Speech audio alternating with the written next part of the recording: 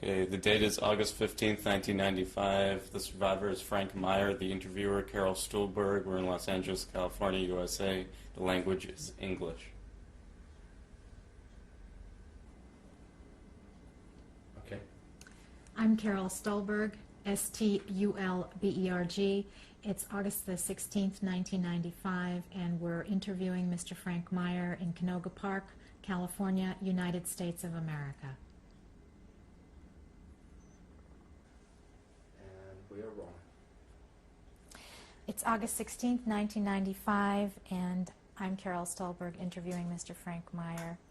Mr. Meyer, would you please tell us what your name was at birth? My parents called me Lothar Meyer. Could you spell that for us, please? Lothar. Meyer, M-E-Y-E-R. And where and when were you born? I was born December 3rd, 1923, in a small town in Germany called Duderstadt. And where is Duderstadt in Germany? Where is it located? It's around the center of Germany. It's near Kassel. There's a small town, Göttingen, which was very famous for medical research, and they trained doctors in that town. What was the nearest very large city to where you lived? Kassel. Kassel is a bigger town. And what were the names of your parents? My dad's name was Leopold Meyer, and we used to call him Leo. And my mother's name was Hermine Meyer. And over here they called her Minnie Meyer as a short for Hermine. Did you have any brothers or sisters? No, I'm the only child. And what did your father do for a living? My father was in the junk business. He had a business several times, and a lot of times he was working for somebody else who had a business. And I went around with him a lot of times collecting old rags that he bought for the companies that he worked for. And so that's what his main business was. When we left, we were both working in a junk shop. And could you describe your childhood for us in Duderstadt? Well, in Duderstadt, I don't remember because I think I was about 2 years when we left, so I really don't remember. We did live in several other towns like Dortmund, Wanne Eickel, Herne, and then the last place we lived in was Düren, between Cologne and Aachen. And how old were you when you moved to Düren? I think I was about 14 when we moved to Düren. And what about your life before that, as a child? What do you remember? Well, most I remember is when we lived in Wanne Eickel, because I went to school there, and I had friends who I used to hang around with. And also there was a small town, Herne, where my mother's parents lived with her sisters, and they had 2 girls, my cousins, and we used to get together quite a bit and play, and we did a lot of things that kids do, you know. Like what? What did you like to do? Well, the one thing I remember, I always try to tell it to everybody, I went to Herne with my parents, and the 2 girls and I, we walked to Wanne Eickel, and my parents and grandparents didn't know about it, and they were searching for us because it was getting late. And then we visited somebody, a friend of ours, who had a department store, and she called my grandparents to tell them that we were there, and she would give us car fare to go home on the train. Well, I being the oldest one, I had a good idea. We went and we bought candy for the money and walked back. So this was always a good story to tell when we had parties, and my mother used to rhyme things in, you know, for parties and everything. What kind of a school did you go to? I went to a parochial school from that was in the synagogue, and there were just Jewish kids there. I used to have to walk from where we lived, about a mile and a half to go to school. And we used to get, kids used to call us Jew and everything else while we were walking to school. I got into school, started school in 1936, and it was pretty hard sometimes to go to school and get harassed. So would you say it was a rather large Jewish population where you lived, or how many were there? Well, I don't know how many there were, but I would say like a medium-sized congregation. There was, the rabbi was also the teacher, and he used to teach us, he used to teach Sunday school and regular school, and all the classes were in that one room. So I guess there were about maybe 40, 50 children in there. Would you say you came from a religious family?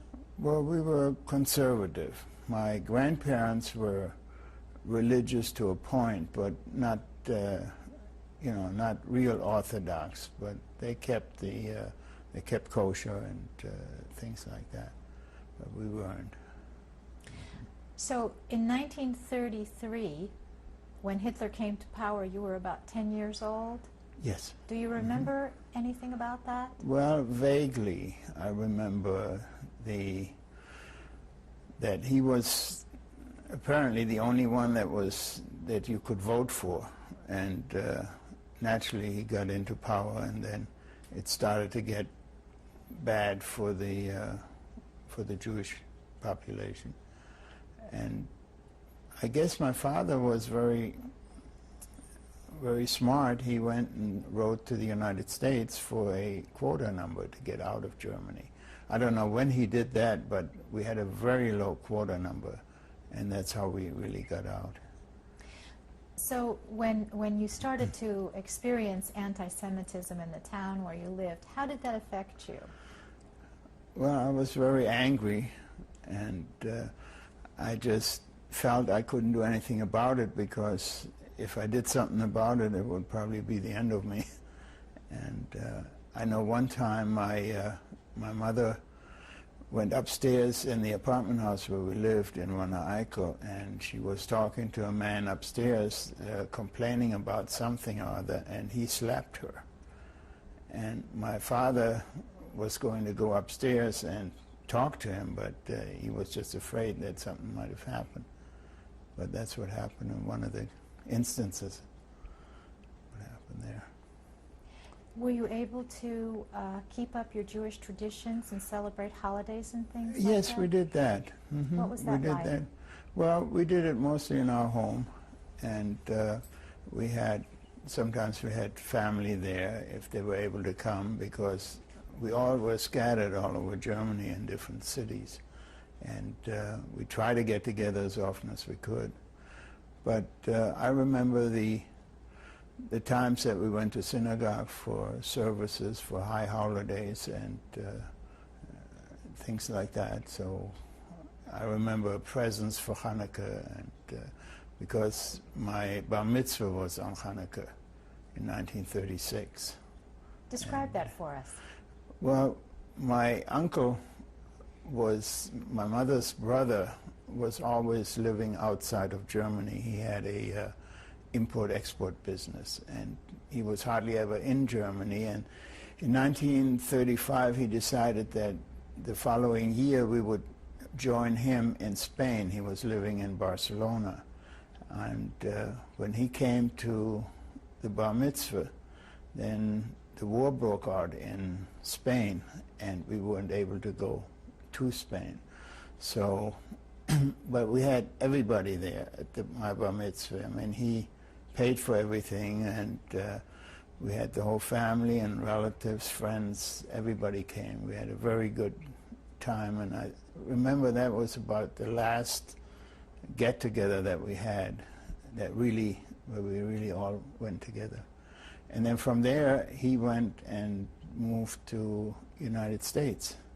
And from United States, he moved to Brazil.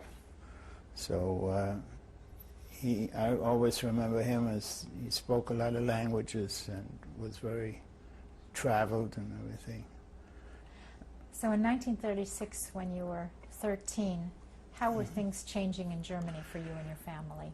Well, we couldn't go anywhere we wanted to go, and we weren't allowed to have businesses and all this. So I think it was very shortly after my bar mitzvah that we moved to Düren. And in Düren, I went to school, and my dad worked for a place, for a junk shop. And then just before 38, before the Kristallnacht, I was on vacation in Münster with my mother's sister and brother-in-law and his 2 children. And on the night that it happened, I was in Münster. On the night that On the Kristallnacht? night of the Kristallnacht, I was not home. So my uncle, who lived in Münster, he used to have a butcher shop, and he was very good friends with a lot of people, and also with some of the SR. I mean, just very friendly, and nobody ever did anything to him. So when they came to the house, they said the fellow who was in charge of that night, he said, "Not here," and they left everything the way it was, and we didn't get hurt.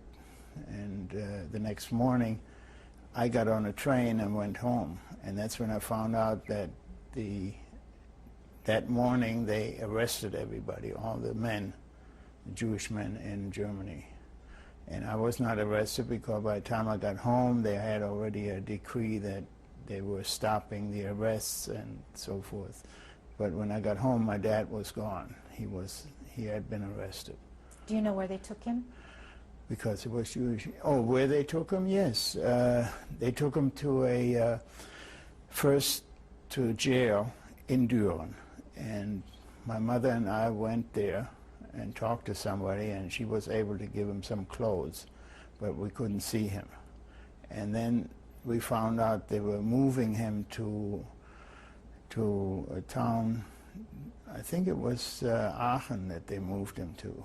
And we went to that town trying to see him, or trying to find out whether we could do anything to have him released. And it was quite a trip because my mother and I and a friend of ours, we got a ride from another Jewish man who was driving to Aachen. And he gave us a ride, and then in the middle of the ride, about halfway down, he got a flat tire. And we couldn't go any further with him, so we hailed a taxi, and they took us to near the jail. And we watched from there. We tried to get in, but we couldn't get in, and we saw him eventually by about 5 o'clock in the evening. We saw him get on a train, a freight car. He was put on a freight car, and they were taken to Buchenwald. That's where he was. So at this time, your father was taken away. You were left alone with your mother. Yes. What did you do? Well, we went home and tried everything we could to find out where he was or what was happening to him, and we couldn't find out anything. So I think eventually somebody had told us that they were taken to Buchenwald, but we couldn't write, or he couldn't get any mail. And about three months later, he was released, and he came home. I went to the railroad station to see whether I could see him, and I didn't even recognize him. He went home and didn't see me, and his head was shaved, and he was thin as a rail, and he took about 3 or 4 baths in order to get rid of the smell from the camp. And the reason he was released was because he was in the First World War and had a Iron Cross. So all those people who served in the army before in the First World War, they for some reason they were released. And so he came home, and that was in 38, the end of 38. Now, during this time while you were living in Duran, did you make friends? Did you have Gentile friends as well as Jewish friends? Well, I didn't have any Gentile friends that I played with or anything like that, but I was already then at the age when you didn't just go out and play, you try to do something else. But my parents were very close with people who owned a butcher shop and a bakery and things like that. And then also the shop that my dad worked in, they were very good friends. I mean, that family. And like, for instance, when my mother used to go to the butcher shop, we had ration books, but the Jewish people wouldn't get any extra meat or anything like that.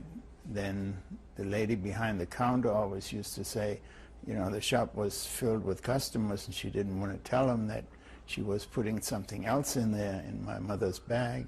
So she said, you know, Mrs. Meyer, there's still an old bill from last week that you haven't paid yet. So my mother knew that she had put some extra meat in the bag, and that way she would pay for it and still get the extra meat. And it was really... Did you notice any difference with the way people treated you after Kristallnacht? Well, in the small towns it wasn't such a really different, you know, because we really didn't get together with too many people. We were amongst ourselves, the other Jewish people that were around there.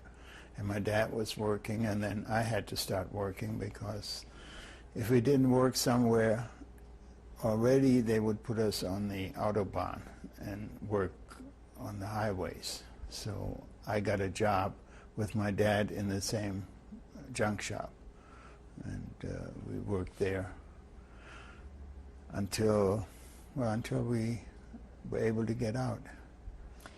Well, in 1939, when the war actually started, how did that affect you and the way you were living and your family?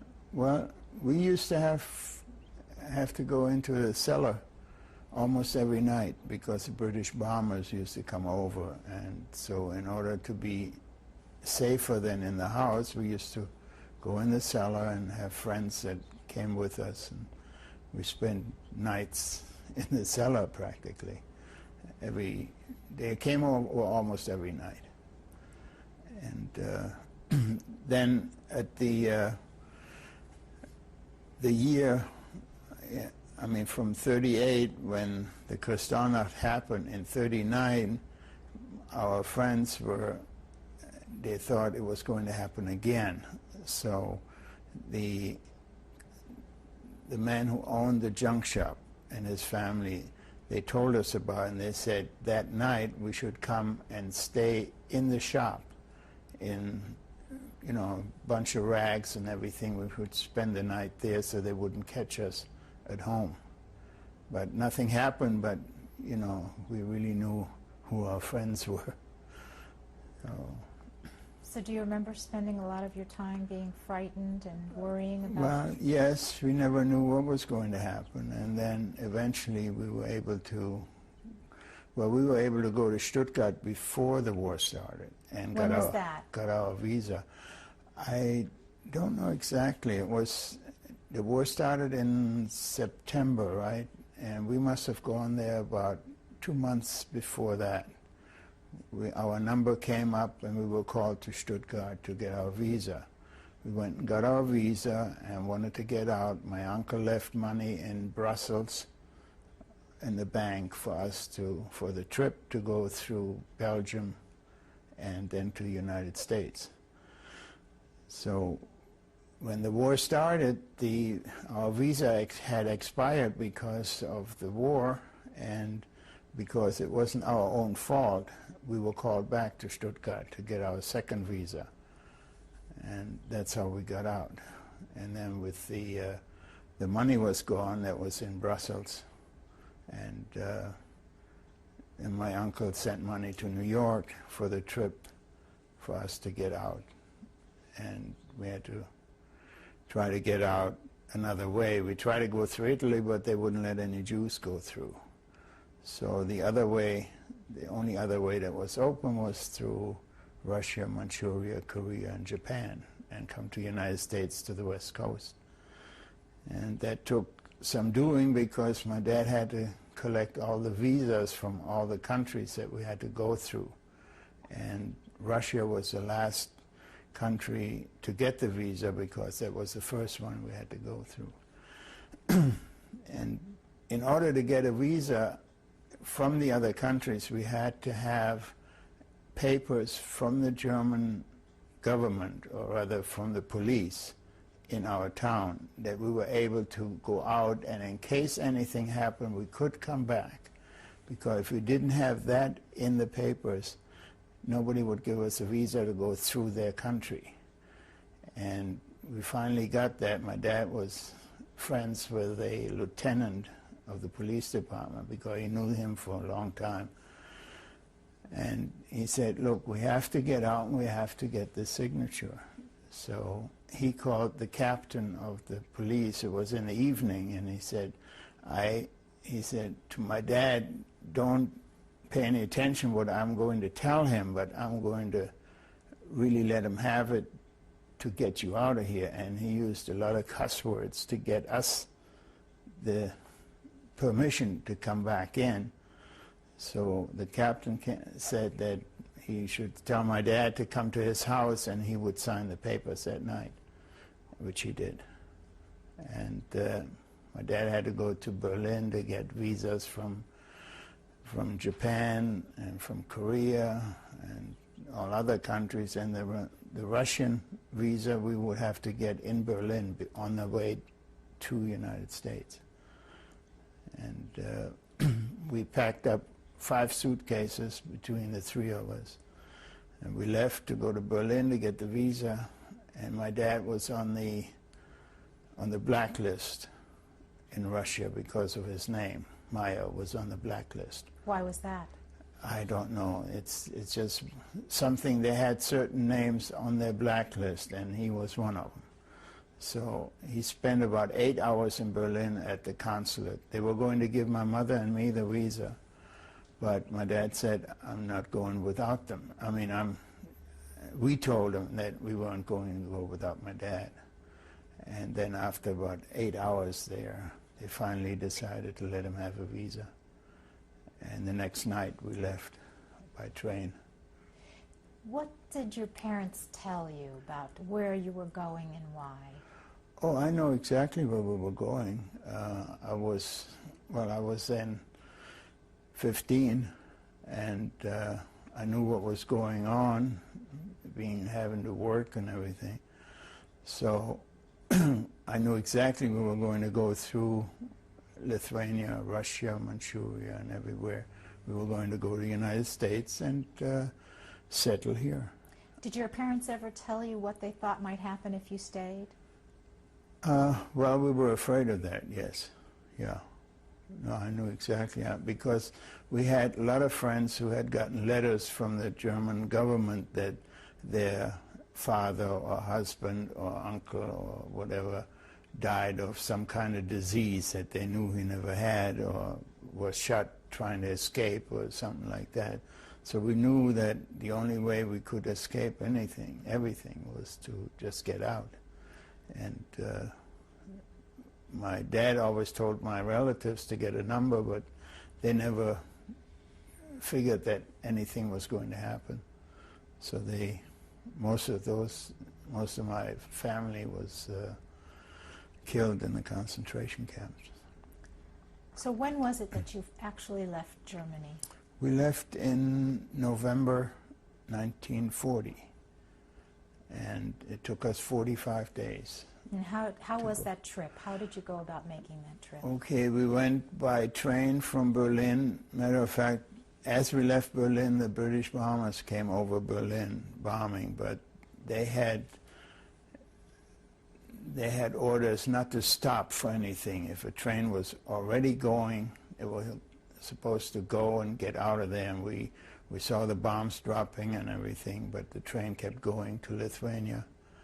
And when we got there, we had to change trains. We had to stay one day in Kaunas, in Lithuania. And a Jewish family took care of us there.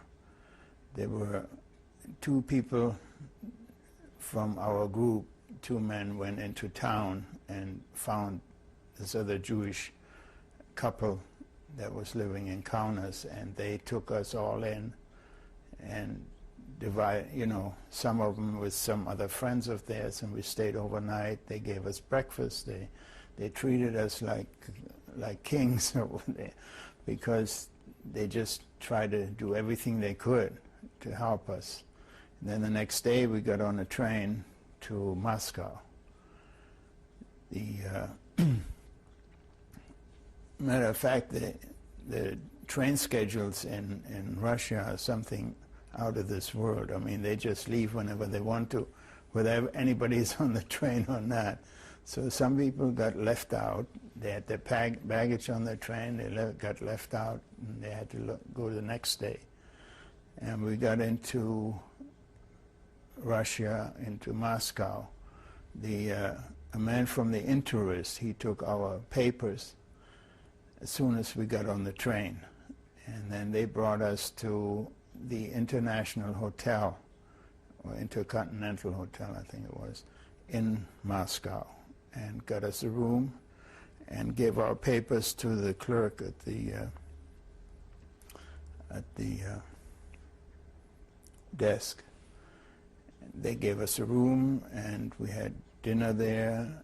They even had a show, and people from the Interest, they just like tourists, really. They showed us around town, and we saw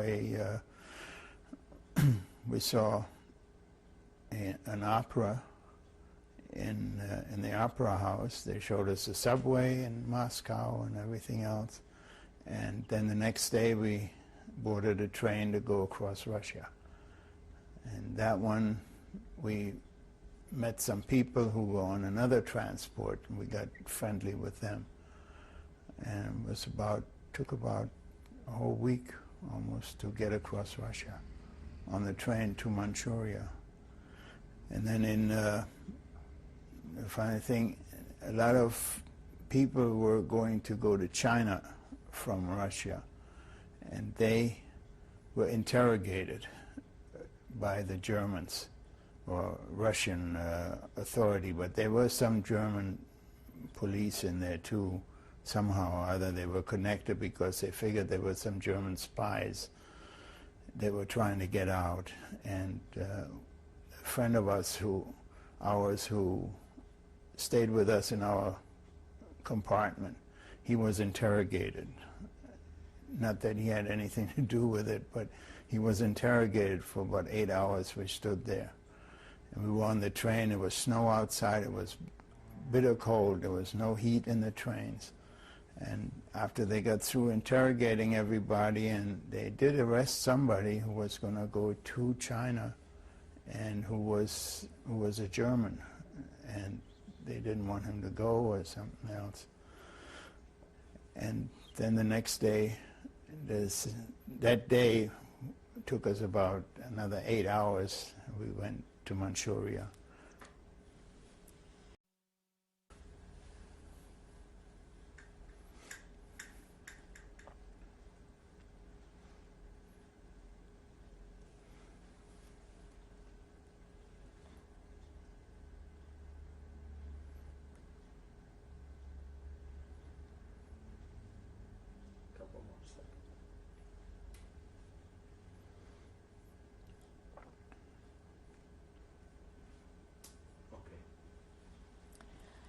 This is tape 2, August 16th, 1995. The survivor is Frank Meyer. So, Mr. Meyer, you were telling us that you boarded the train and you went to Manchuria. What happened then? Well, just to reflect, before, on the trip from Lithuania from Moscow to Manchuria, we had Rosh Hashanah, and we had some books in our suitcases, and we had services on the train. They allowed us to have services. What time of year was this? It was November. November of 1940. Hmm.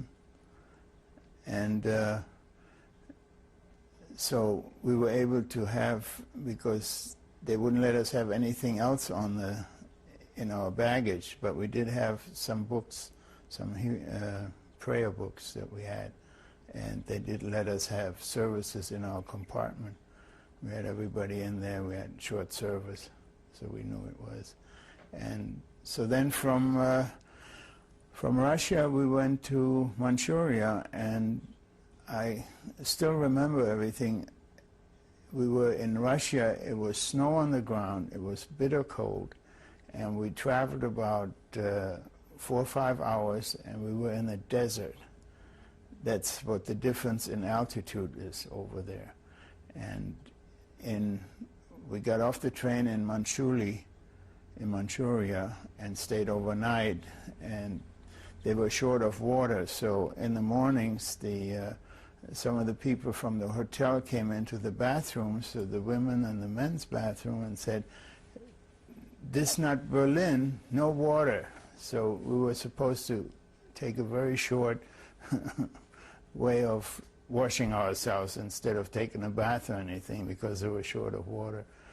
And then we traveled from there through Manchuria and Korea.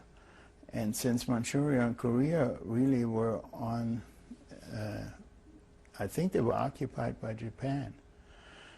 And while we were going through Korea, they had men with soldiers with bayonets going up and down the train. While we were traveling, we weren't allowed to look out the window or anything else until we came to Busan, and we got off the train, got onto a ferry boat to go to Japan. And we landed from Busan to Shimonoseki in Japan. And as soon as my mother stepped on the boat, she was seasick. I mean, she couldn't stand it. I don't know why, but that's what happened.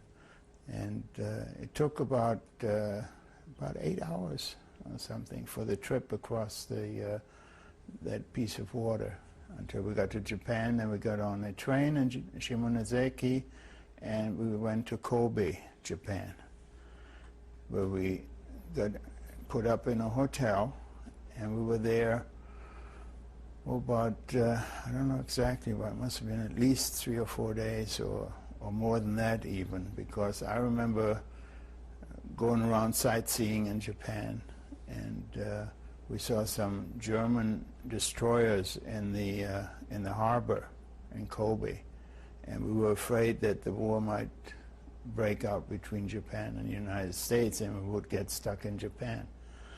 So one other thing too, in Japan, that was the time, that was 8 days after we had the services on the train in Russia, we had Yom Kippur in Japan. And that was quite interesting because we all got together and had services in the hotel room. And also that's the first time I ever had hotcakes in Japan. Like, I never had them in Germany like that, but it was just like being here in the United States. It's the first time I had American food in Japan. And from there we got on a ship, the Heian Maru. It was a half freighter, half passenger ship. And we left from Kobe and went to Tokyo, rather to the harbor of Tokyo. And we got off the ship. For a couple of hours we were able to go through Tokyo. We found out what they were serving us on the boat, so on the ship, and we bought a whole suitcase full of fresh fruit for the trip to United States, because what they gave us on the ship wasn't that edible. I mean, you could eat, but you know, you wanted something else, so we bought pears and apples and all kinds of fruit. And we brought it on the ship, so we had something besides the food that they were serving. And they had different classes on the ship. And these friends of ours whom we met during the trip that came from Germany that were going to the United States. There was a girl, they had a daughter about my age, and we got very friendly. They lived in first class, and we were in second class, I guess, or third class, what it was. What were their names? Bear. Their last name was Bear, and her name was Honey Bear, the daughter. I don't know their first names, the parents, but they eventually wound up in Denver, Colorado. So whenever something was happening in first class, she invited me, and I went upstairs, saw a movie or something like that on the ship, which was very nice. We came close to, we didn't stop in Hawaii, but we came close to Alaska, and then came to Seattle, Washington. The funniest thing that happened on the trip was where the date line, we crossed the date line, and it just so happened that it was Friday, and we had a lot of very Orthodox Jewish rabbis and Jewish people on board, and they wanted to know, what are we going to do? It's going to be Shabbos tomorrow, but according to the calendar, it's going to be Friday again. So they wired the rabbi in New York to find out what to do. So he wired back. He said, you observe Friday night, just like you always do, and if the next day is Friday again, you do it again, and then you have Saturday. So that's what they did. But they were very confused. What are we going to do? So it took, I don't know exactly how long it took. I wrote it down somewhere. Took quite a while with the, it was a small ship, and it took a long time to get to Canada, to United States. We landed, we stopped in Vancouver, Canada. That was the first we saw land. And from there we went down to Seattle, and where we got off the boat. And it was Halloween night, and we couldn't figure out what was going on in town with all the masks and everything that was, you know, everybody was running around. We never heard of Halloween. So it was Germany. Actually the end of October when you landed in the United States. It was the end of October that we landed. Yeah, the whole trip, from the time we left Germany until we got to the United States, to Seattle, took 45 days. So it was a month and a half. So you actually left in September of Probably, 1940. end of September. How did you feel when you arrived in the United States? Well, we felt like you were born again. I mean, everything was free, everything was, you know, you didn't have to fear anything, and you were treated like a person.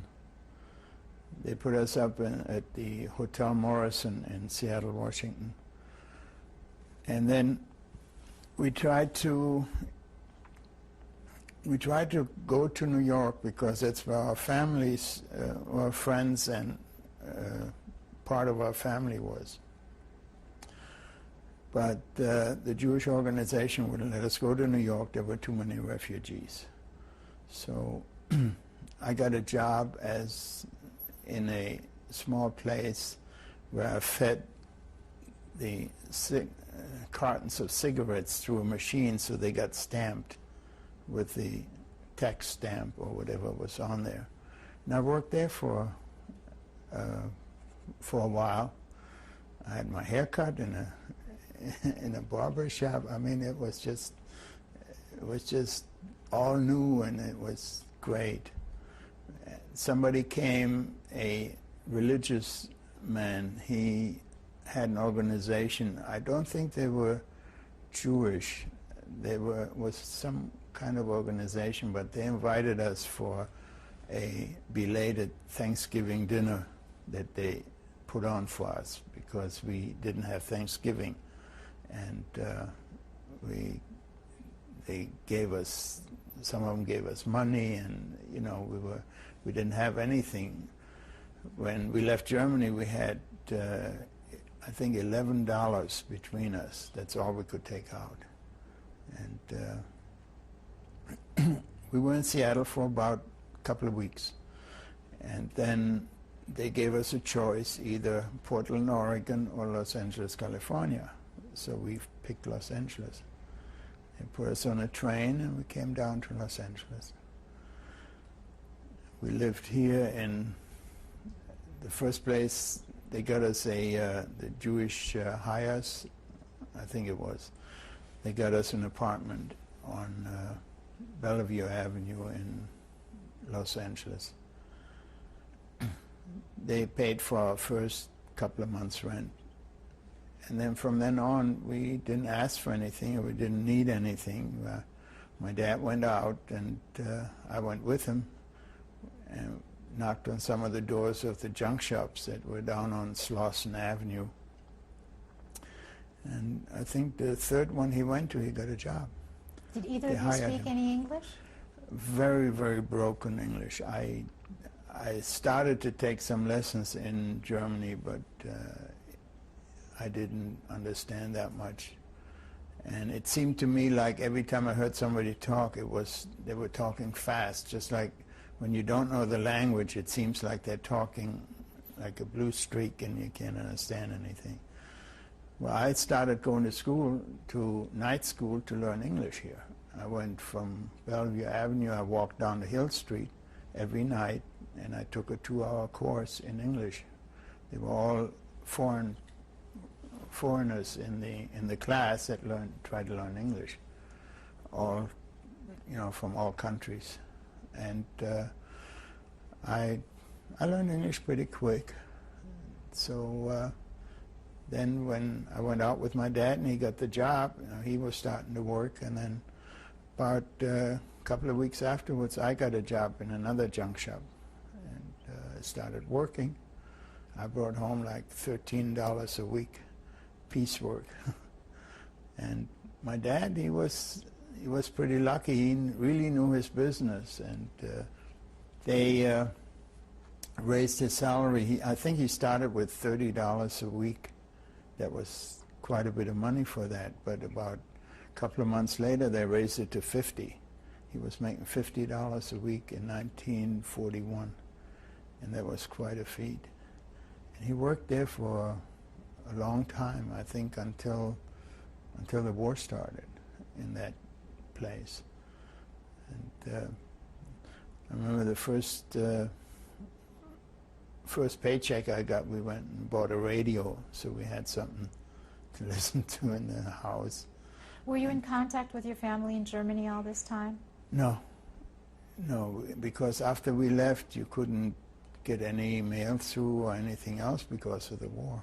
So you weren't really aware of what was happening with your family there? We had an inkling of what was going on, but we really didn't know, because there was no way of getting to them. And the rumors, or rather it became true later, I mean, there were no rumors that everybody was put in concentration camps.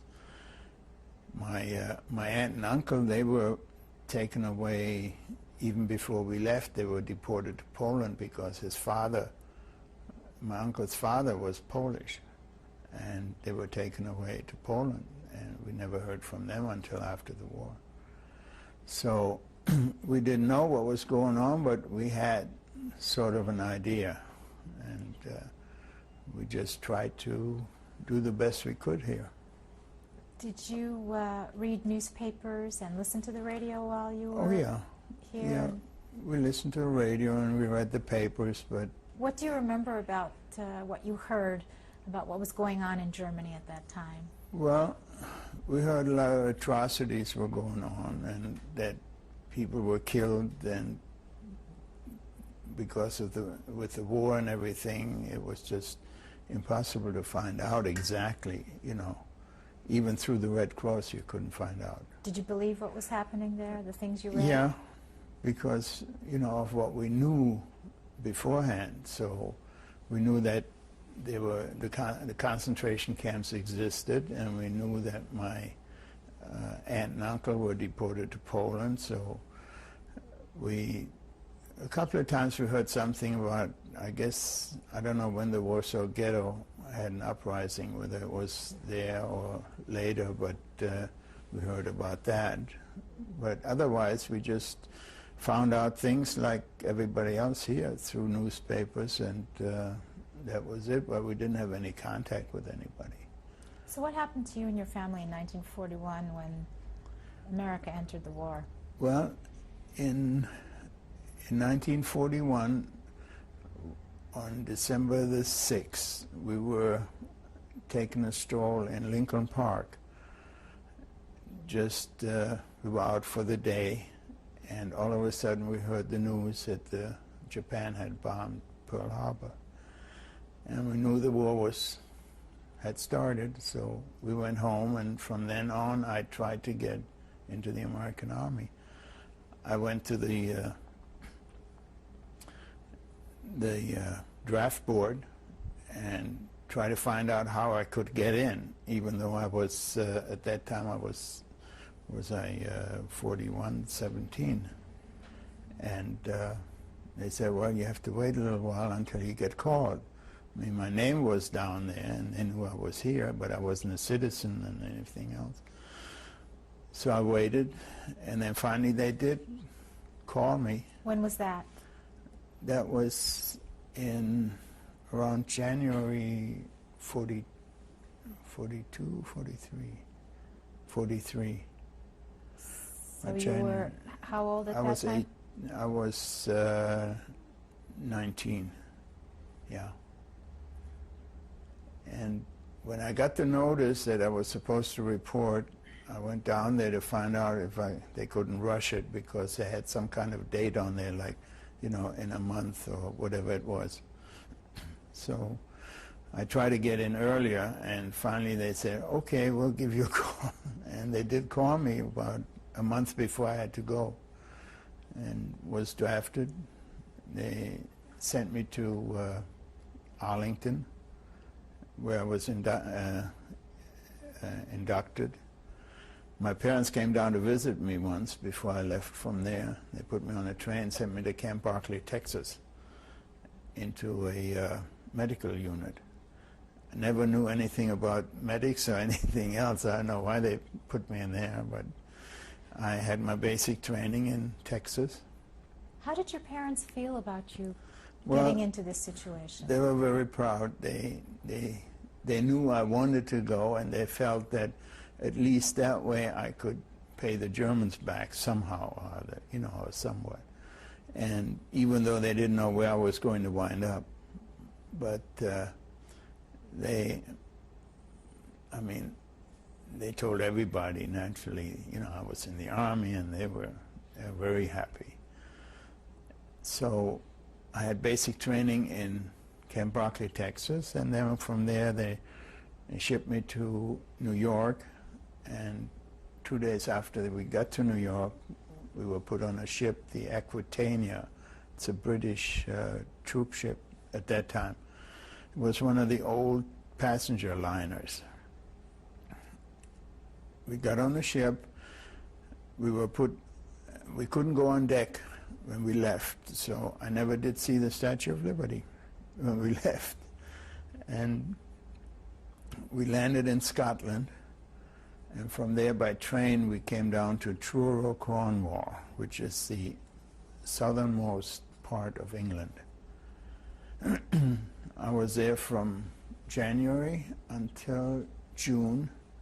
We were on maneuvers there a couple of times in the Channel, and I was in a medical corps, and we were going to be attached to the 1st Engineer Special Brigade in the medics. So on D-Day we got on the ship. I didn't go right onto the landing on D-Day, but we came in about a couple of days afterwards. And we set up a field hospital right on the beach.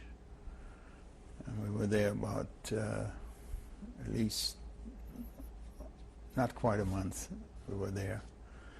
And we even built a monument with the, I interpreted for the German prisoners who did some of the work, you know, mixing cement and things like that. And we built the monument out there on Utah Beach. And then we started moving forward towards Germany. And as soon as we went across as soon as the army went across the border, they wanted to know anybody who spoke German to put their name down to get into the CIC, the Counterintelligence Corps. And I was one of them. They sent us to Paris to school for about 2 weeks. What did you learn in that school? Well, how to interrogate people and how to make out papers and what to do, and so that we could supervise people who would interrogate people. We wouldn't have to do it ourselves, but we would have to listen to what the Germans were saying. And so we could catch people who try to get back across the lines that were high Nazi officials or something. So I got into a unit. We had a jeep and a lieutenant and 3 other fellows of mine. One of the fellows that was in that unit, we were attached to the 17th Airborne Division. He flew across the Rhine in a glider, and he got killed because the tracer bullet hit the jeep, the gas tank of the jeep, and it burned up in the air. We lost him. It was very sad because the way it happened. And our unit went right with the frontline troops. We went all the way to Münster, one of the cities that I used to live in. Our unit captured von Papen. He was the man who signed the peace treaty between Russia and Germany. Were you there when he was captured? No, I wasn't there, but I heard about it, and I didn't see him personally, but it was pretty exciting that our unit got him. How did you feel about being back in Germany after having run away? Well, I felt like I could pay the Germans back to what they did to us. And I was really excited about going. I wasn't thinking of getting killed or wounded or anything, because I just, I know I have that kind of philosophy. It's your time to go, you're going to go, no matter where you are, what you do. So I got through without a scratch. And I know a lot of fellows who got wounded and were sent back to the United States. But I thought I could really do something to make up for what the Germans did to us and what they were doing to our relatives who were still there in concentration camps. So it was, I don't know if it was exciting or, but I had a good feeling about it. And I was kind of proud to be able to do that for, I became a citizen when I was in Camp Barclay, Texas, so I was an American, and, I could really do something. So how did you finally get to use your German expertise in the CIC? Well, we were near the Rhine, where the Germans were coming back from the eastern part of Germany.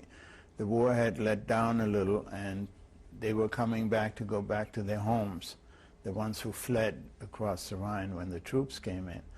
And we had several fellows in the army, in the CIC, who learned who learned German in college, but they had an accent, and you could tell right away they weren't born there. So they would interrogate people that came back, and we would stand behind them and just listen to what was going on. We could tell when they were telling them lies of what happened to them, like they tried to tell them that they were forced into the party in 1933, which is outrageous, And we caught a lot of high-ranking officers who tried to come out in civilian clothes. And somehow or other, when they were interrogating them, they dropped sort of hints where they were, but the fellows who interrogated them didn't catch that, which we did. And Can you give us an example we of had some of them that? arrested. Well, they used to ask them, you know, where were you when, why were you going across the Rhine to the eastern part when the troops came? If you were a civilian, why didn't you stay in the house? Well, they said it was just sort of an instinct. They should go and get away from the fighting, and they had some other business to take care of and so forth. And the way they said it, it was just impossible that somebody still had things to do what they were telling us. So then when they were finished with them, we would ask them questions, you know. We would come around and say, well, what rank did you have in the Army or in the SS, you know? And they would sort of shy back, and they would come out and tell us. And that's how we catch them. How did you feel when you actually came face to face with some of these Nazis? Well, I always felt like I wanted to give him back what that fellow did to my mother when he slapped her. I thought, you know, I would slap them, but I just felt I was a professional, and I would just send them back with the MPs and have them arrested. I mean, they were prisoners of war, and that was it. So, but it had a feeling inside of me. I felt really good to be able to do that, and it just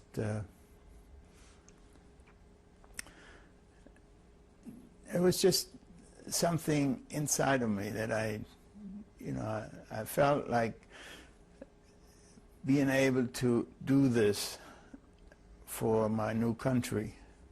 It was just something I just loved. So did you actually capture a lot of Nazi? Oh yeah, we had, I think our outfit captured about 20 or 30 that came through the area where we were. I don't know how many the others got, but they did this everywhere. They had one fellow interrogating and somebody else standing behind somewhere that they could listen, and they would be able to do that.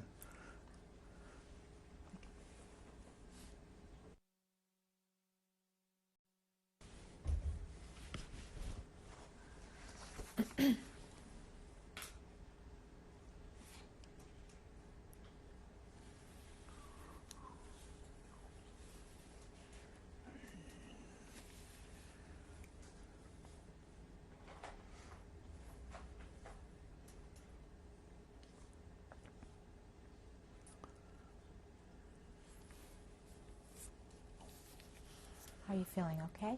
Yeah. Good. Is it getting warm in here? You want me to put the air No, conditioner I'm on? comfortable. Everybody all right? Yeah. How about you? You all right?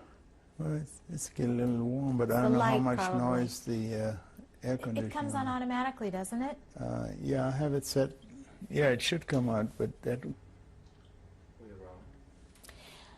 This is tape 3, August 16th, 1995. The survivor is Frank Meyer in Canoga Park, California. Mr. Meyer, you were telling us about how your unit was arresting Nazis and sending them to prisoner of war camps. Tell us more about that. Well, it actually, after we had arrested most of these Nazis or high-ranking officers too, that our unit started moving forward even more into Germany. And we got to a town called Münster, where we used to live, and the town really looked a lot different than what I remembered. There were some of the things that were still there that I remembered what happened. And I kept in touch with my parents. So when we were settled, the unit that I was in was going to translate papers for the Nuremberg trial. And we were sent to a Bad Schwalbach. It's a resort in, I don't know exactly where it is now, somewhere around the western part of Germany. And there they sent us papers that we were to interpret and translate. Also, at that time then, when I was stationed in enough time in a certain town, then that one way I could write to my parents and get mail from them, and they started asking the Red Cross whether they could find out where some of our relatives were, where they were still alive, or how I could get in touch with them.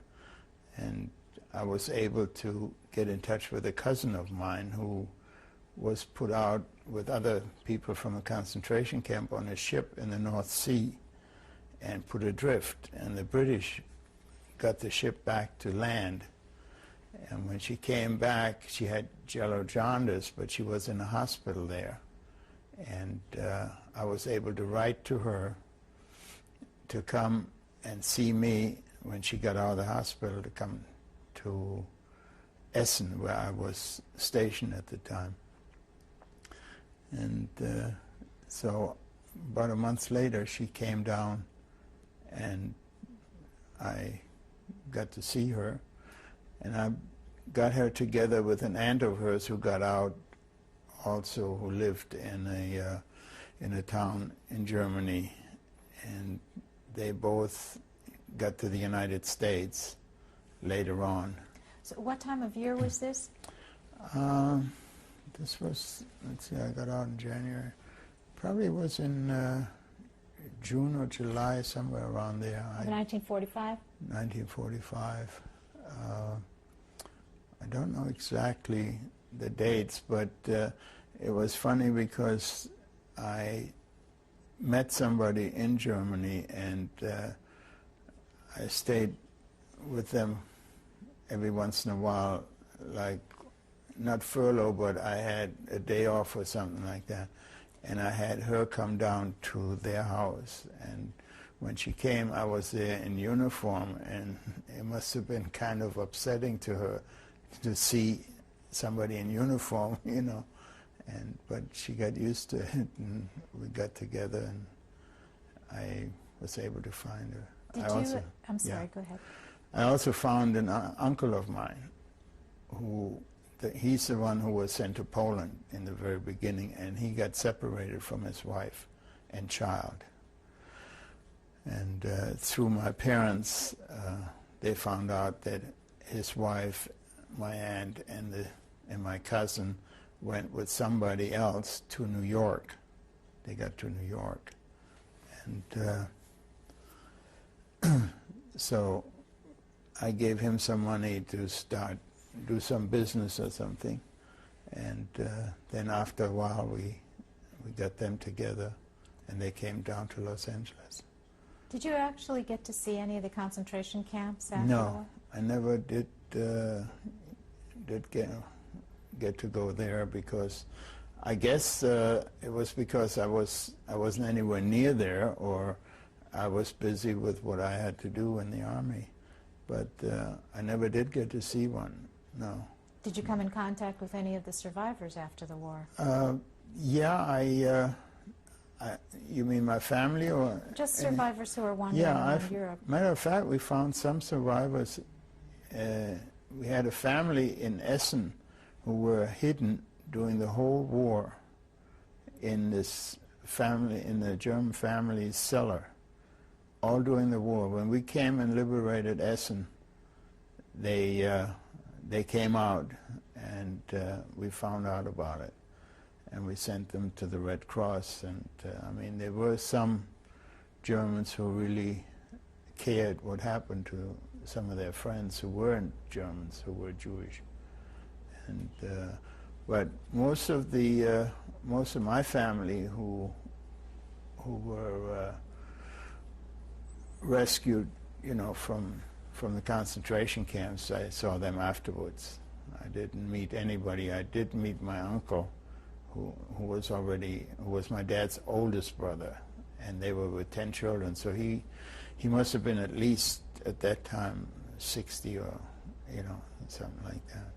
And he lived in Wuppertal with his daughter.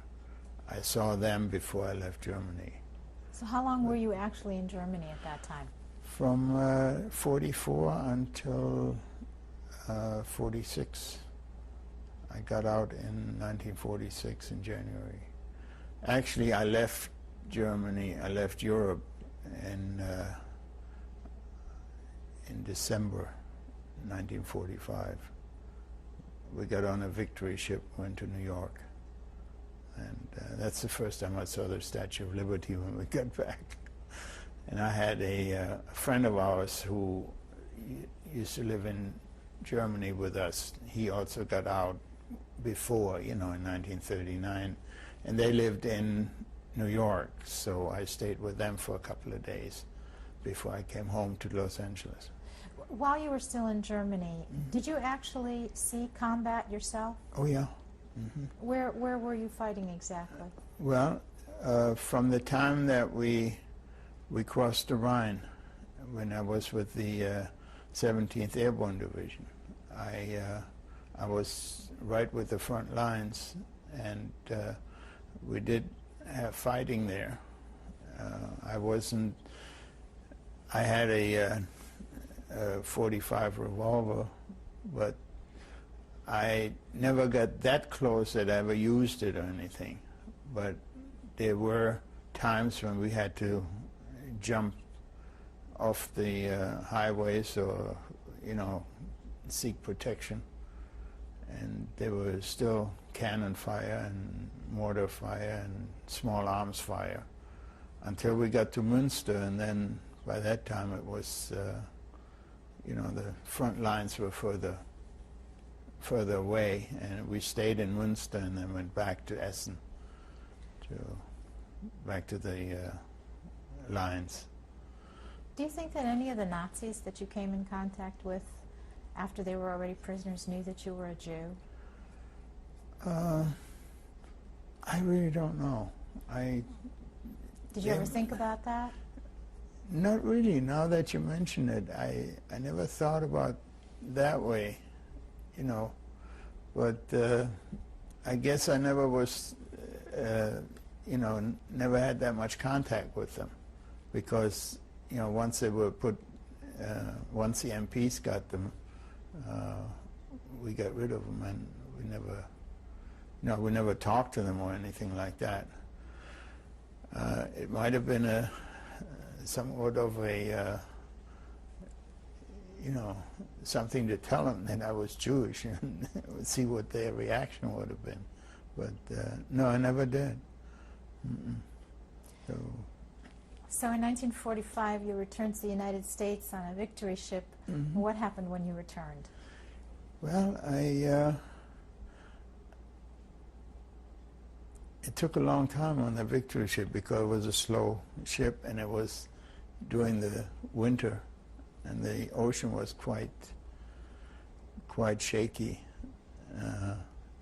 The cook happened to be a man who lived across the street from where I was living in Los Angeles, and most everybody on the ship was seasick, and I wasn't. And well, there were some other, the sailors weren't seasick, and some of the other fellows.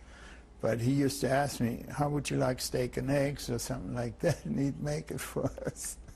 It was nice and convenient, interesting. And we came back to New York. It was really a relief to be back in the United States. It's quite a thing. What was the country like at that time? I don't know. It seemed to me like more like a young person, compared to what it is now. It's like, well, like if you go back in time, when you think about it now, it was more like it seemed like a smaller country or like a small town really. You know, when I see, especially when I look at Los Angeles, I mean, the way it has grown from when we got here, the highest building was the City Hall. Nobody could build any higher. And everything was low, you know, small buildings and everything. And compared to now, it's just, and I think that's how I felt in New York too. I think it had grown, but it was still like a small town, more or less. It wasn't like, I didn't see it like a big metropolitan area. When were you reunited with your parents after returning? In 1946, I think it was either end of January, I think it was.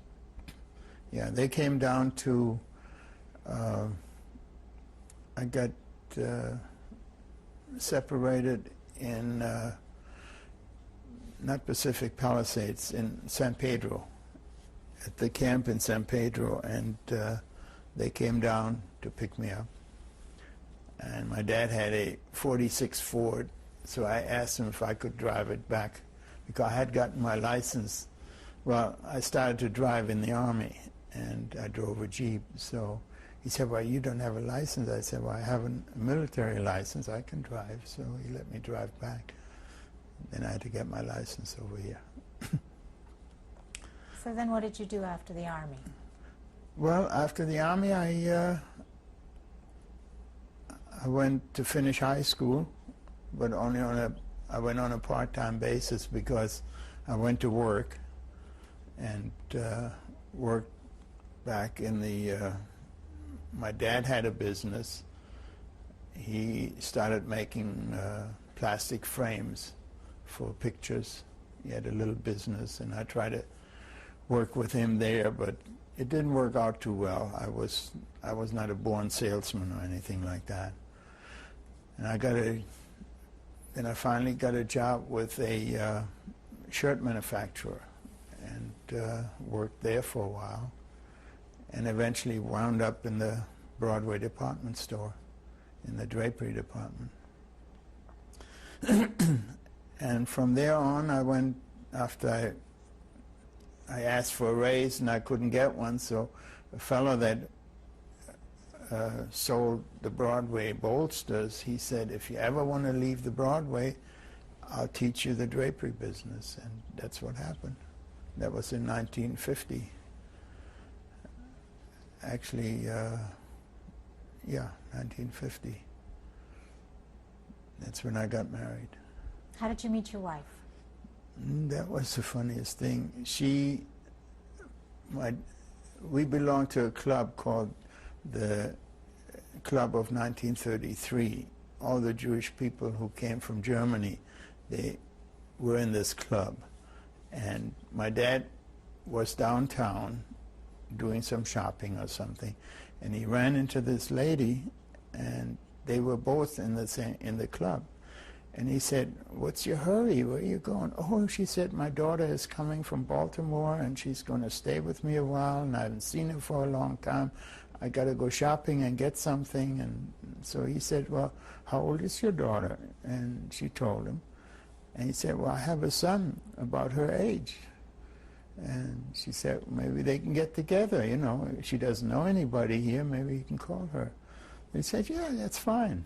So when she arrived, then her mother gave my dad a call and said, she's there, and, you know, maybe we can get together. And we went out on a date, and so went out a couple of more times. She went out with somebody else too, but later on we got together, and she came here in November, and then after a couple of months we were engaged. We got married the following February.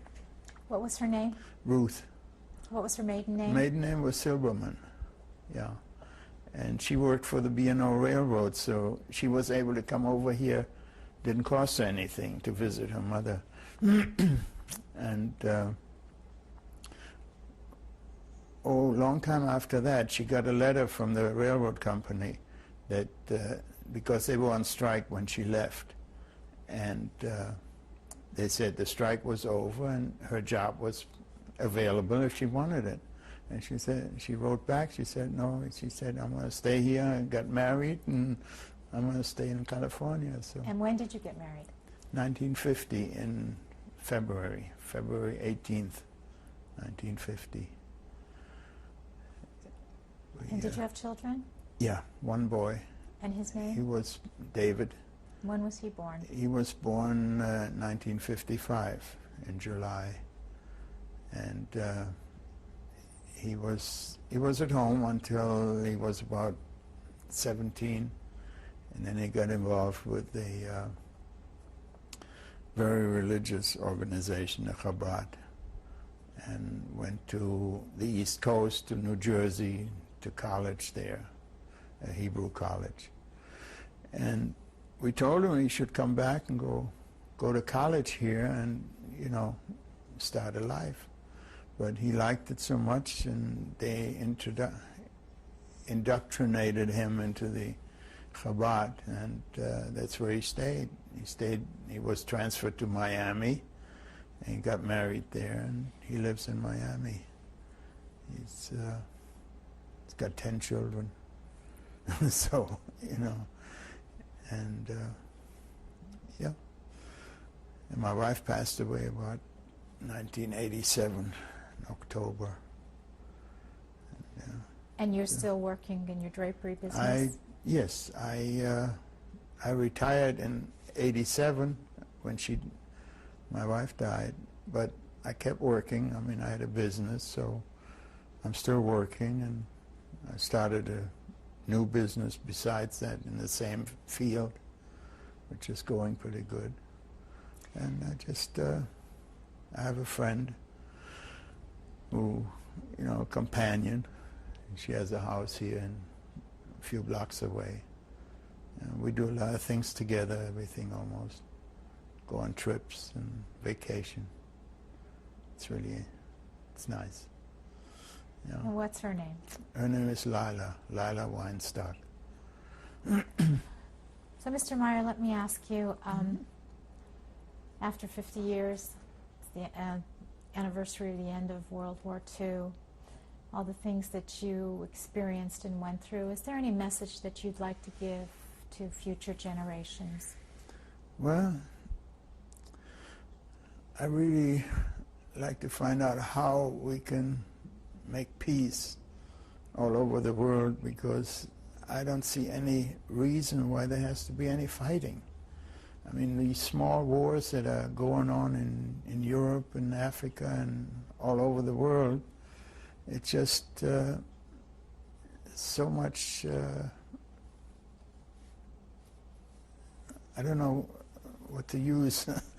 It just doesn't make any sense, because people would be much better off if they were living in peace everywhere. Like, you know, in Israel they have the bombings and everything else, and they can't get together, and it just, I think the world is big enough. It can hold all kinds of people, no matter what their beliefs are. And I mean, that's the way I feel. I don't want to fight anybody, you know. And it just, it would be just perfect if there was peace all over the world, and everybody could let everybody live the way they want to and be friends with everybody. I mean, there shouldn't be any separation between different religions, different races. I mean, and I think it would probably be a lot better if everybody knew everybody else's language besides their own, you know. But that's how it is now, and it just, that's something that people could work towards, to have the peace. So, Thank you very much. you're welcome. We appreciate your taking the time to let us come into your home and giving us your testimony. Well, thank you very much for letting me do this. Now we'd like to take a look at some of your souvenirs and some of your pictures. Okay. Go ahead. Okay, this is my dad's mother. This was taken in Germany, I think around 1935 or somewhere around there. And her name? Her name is Hanne Meyer, I think. I have it in that book. Hanne Meyer. Yeah, Hanne Meyer. Which town in Germany was this? This was in Herne. It's a small town in the western part of Germany.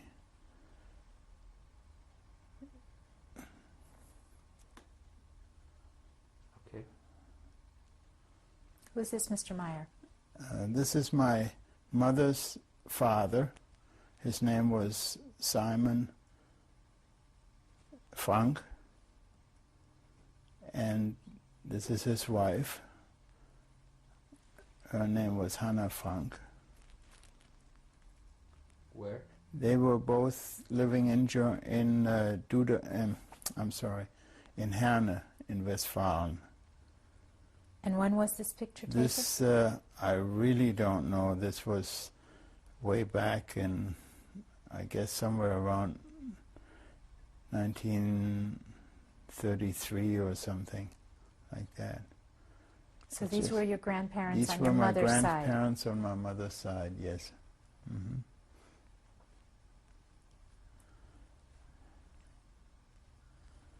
Just 1 second.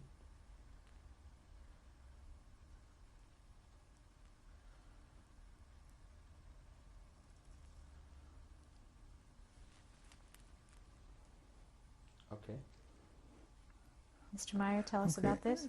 This is a picture taken in Stuttgart, Germany, and it is on my visa to enter the United States. That's the permission to come to the United States. How old were you in this picture? I was 16 then. Well, it could be 15. Yeah.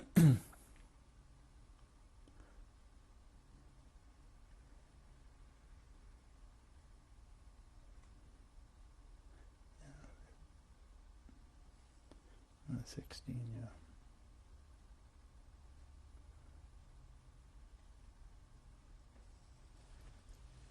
Okay.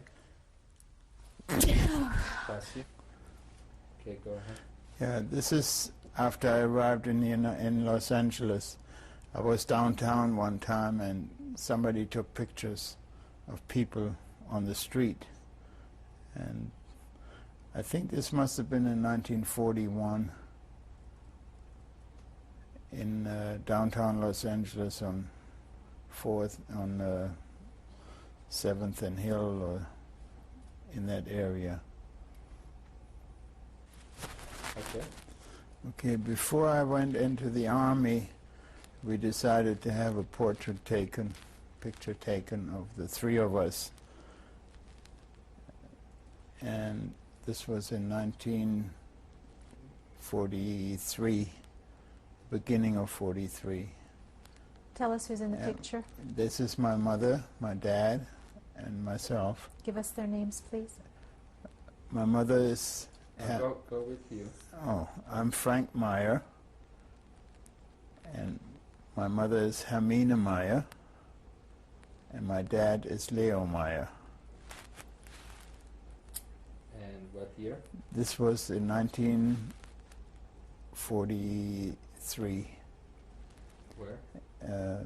I think we went to one of the department stores where they took pictures of families, people. Here in Los Angeles. Here in Los Angeles, yes. Mm-hmm. Probably downtown, either at the May Company or Bullock's or somewhere. I don't know where, but this is the best picture I have of our family that was ever taken when we were together. And it's more or less professional picture.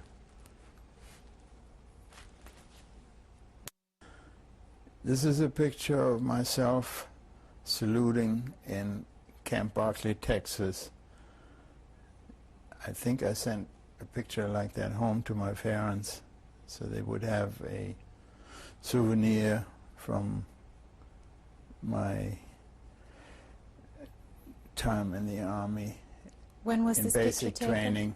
This was in 1943, probably around November or somewhere around there, 1943. There's the mustache. Yeah.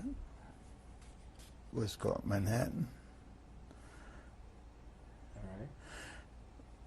This is the lieutenant, and in the middle, and the other fellow is a corporal, and myself, and this was our Jeep that we drove while we were with the 17th Airborne Division. That's you on the far right? And that's me on the far right. And did you know the names of the other two men? Lieutenant Dubois, I think it was, Dubois. He had a sort of French name. And I don't know what the sergeant's name was anymore. In Where was such a this- long time. Where was this picture taken? This was, I France? think this was, no, this was in Germany. This was in Germany, either in, I think it was Cologne. And then, you know, we traveled around quite a bit. There's some pictures that I can tell where they are, but this I don't know. And we called our Jeep Manhattan because one of the fellows came from Manhattan. So we had. That's about. Go ahead. Yeah, this was a picture we took in France while I was with the 17th Airborne Division. And I don't remember the monument that we were standing in front of. But there's also a lieutenant, and the other fellow is a private who was, I think he's the one that was, no, he was with us in France and Germany. And I'm in the middle. Only in L.A. Oh. I never saw him again or did anything with him. They have a, on Mulholland and Beverly Glen, there's one sign that says, no right turn between 7 and 5, or between 5 and 7, except certain time. And right on the other side of the street, the sign says, no right turn between 6 and 8, or 6 and 7. I mean, different signs for the same. Okay, this is a picture taken in Cologne, in front of some of the ruins after the bombing.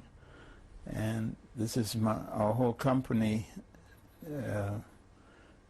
3 enlisted men and a lieutenant. The lieutenant is holding the dog that we picked up in Germany and we took care of. And the other 2 fellows are a couple of friends of mine, and I'm on the right side of the threesome there. I'm the one near the Princess Jeep with the Princess and the Manhattan. And those things in front of the Jeeps, that's for against the wire that the Germans used to string across the streets to decapitate you if you were coming down in a Jeep. But these things would cut the wire. And on the bottom of the Jeep, on the you can see 17th Airborne Division headquarters. That's what we were attached to. This was probably taken with the camera that I brought back from Germany. A Leica? Yeah. I had a Leica Do too. you have him? still? I don't have it anymore, no. I think it broke. I had a Leica that was also brought from Germany, and it was pre-World War II. Mhm. I don't know what happened to it. Find it. I collect them. Go ahead. This is my mother and dad at their silver anniversary right here in Los Angeles, in our home. this in 1947? In 1947, right. They were married in, yeah. And what were their names again? Hermine Meyer and Leo Meyer. Okay, I'm Rana. Okay. This is my cousin and her husband when they got married. My cousin was Lilo Stern, and her husband was, the name escapes me right now. They were both in concentration camps. They met here, but she's the cousin that came down from the hospital when I was in Germany, and she met me there. And besides her is a friend of hers. I really don't recall her name. And then my dad behind her. And on the other side is an aunt of my cousin's.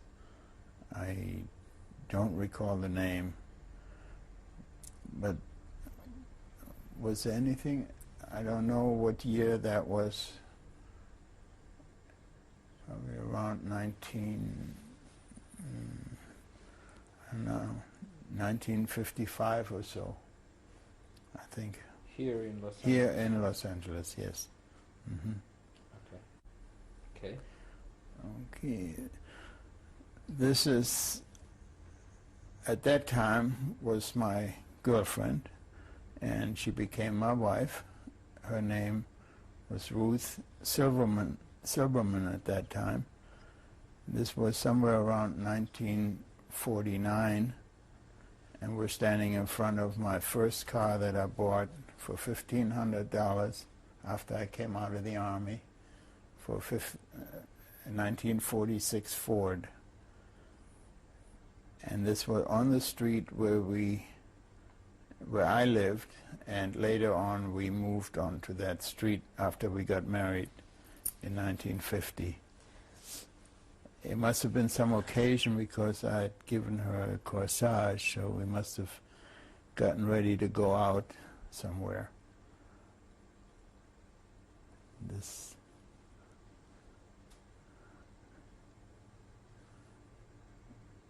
Okay. This was my dad's youngest brother, his wife, and their little boy. They were both in a concentration camp where they met, and they were liberated to Sweden where they got married. They were told by the Red Cross or some organization from Sweden that they should tell the Germans that they were not Germans, that they were Swedes, and that way they got out of the concentration camp, got married. This was taken in New York. I don't remember when it was taken, but then after that they moved to Los Angeles and lived here until my uncle died. And my aunt still lives here in Santa Ana, and she has remarried since. And my little cousin is a big boy now. What were their names? His name was Max Meyer, and my aunt is Irene Meyer.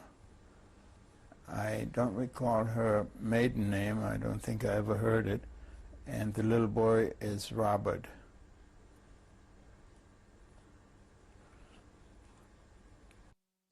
This is a picture of my wife just before she passed away in '87. We were at a party with one of my decorator friends whose birthday we celebrated, and she happened to have taken this picture. This was the last picture that I have of my wife. What was her name? Her name was Ruth Meyer, and her maiden name was Ruth Silberman. And where was this picture taken? This was taken in Los Angeles, near Beverly Hills, in the home of this decorator that I have. Okay. This was made for me in Germany during the war, after we crossed the Rhine River. We were thinking it probably would take a long time before the war would be over, and we needed some people who would go behind the German lines, and they selected several soldiers who were born in Germany and spoke the language, and where they could make up a identification book that they could go behind the German lines and wouldn't be noted that they were not Germans anymore. But the war was over before I could use it, and for some reason or other, I think I'm pretty happy that I didn't have to use it. But everything in there, like my birth date and where I used to live and everything, is all true, because that's what happened, that's where I was. So, Mr. Meyer, you were telling us the information inside the folder was all correct? Yes, my name and everything, the way it was in Germany, and where I was born, and all the information would have been correct if I was a German soldier, so that they could not distinguish me between anybody else, and I could have gone behind the lines and wouldn't have been discovered. Now, who actually forged these papers? I think they had a person there that was in charge of making false documents? Documents, either false or regular documents, that was with the CIC, and that way we got all this information right. Wrong. Okay. Tell us about this, Mr. Meyer. This is a Red Cross box that I guess the German medics used to carry around, and they had the equipment in there to help soldiers who were wounded and hold all the Band-Aids and bandages and so forth. This was like a first aid kit. Right, this is a first aid kit. And I picked this up from somewhere in Germany after the soldiers left somewhere. It was laying there, and I picked it up, and I thought it would be a nice souvenir. And also, right now I'm using it for important papers, since it is fireproof, and that way I can be sure that nothing happens to those papers. And on the inside it tells you all how to use all the equipment that was in the box, and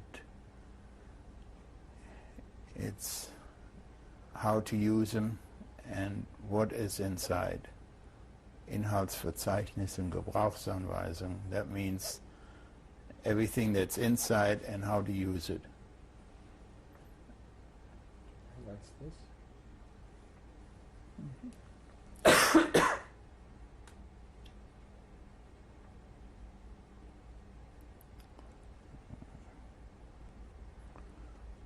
Okay. Just hold it just 1 second.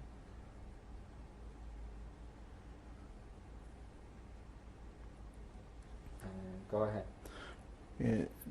This is a German 25mm pistol that I took from a prisoner of war before he went to the prison camp. It has a wallet with it.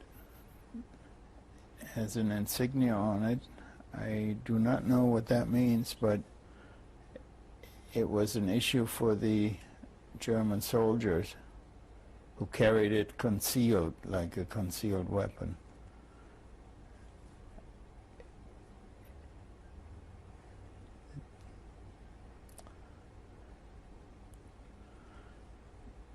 this is a dagger from a German officer. Also, I also took this when he was sent back with the MPs.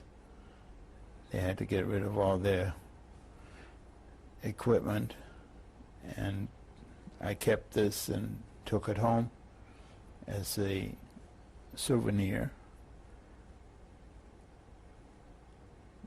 Has a, is that a pearl handle? And the other one is from an SA, the political party. Also a dagger with the insignia on it, and then it has an inscription which says Alles für Deutschland, means everything for Germany.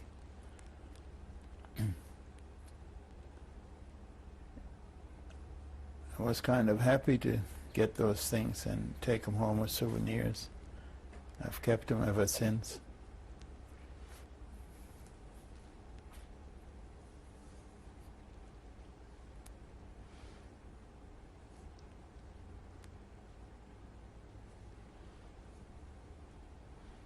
Yeah, that's where it says SR.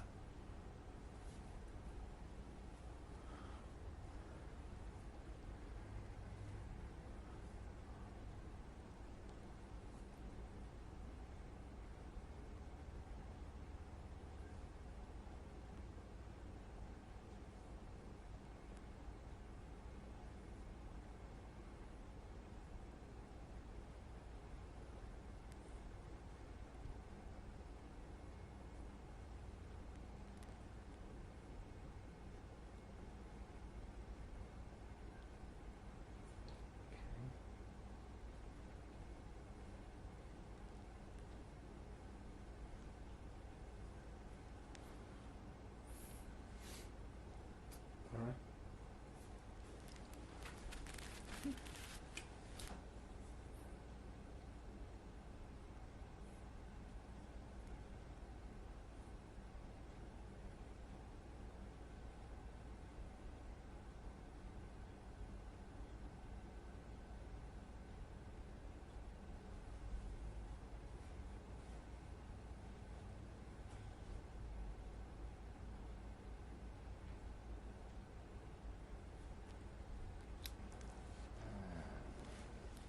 Go ahead. This is my hat from the 17th Airborne Division with the insignia on it, which I wore after I got into the 17th Airborne Division. And next to it is a hand grenade that I picked up during the war and took it home with me. I took the powder out so nothing would happen, but this is what we used to throw at the Germans, and it would explode in all those little pieces. Right now it's just a souvenir, and I keep remembering what happened during the war when I look at these items. Let's strike it. Okay. Go ahead. Von Papen was the man who signed the peace treaty between Russia and Germany before the war started, so that Russia would not get into the war and defeat Germany, because they figured they had a bigger army than the Germans had. And our unit captured Von Papen and brought him to the place where he was held until the Nuremberg trial. Here he is in a Tyrolean outfit. I guess that's how he was captured. He didn't have a uniform or anything.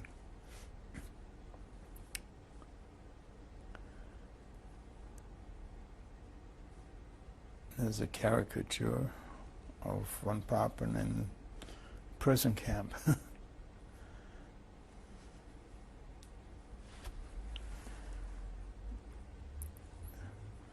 And then after they captured him, they made up the magazine to show everybody what unit captured him and brought him to Nuremberg, I guess. What was your, These are the 5 soldiers who actually captured Van Papen and brought him back.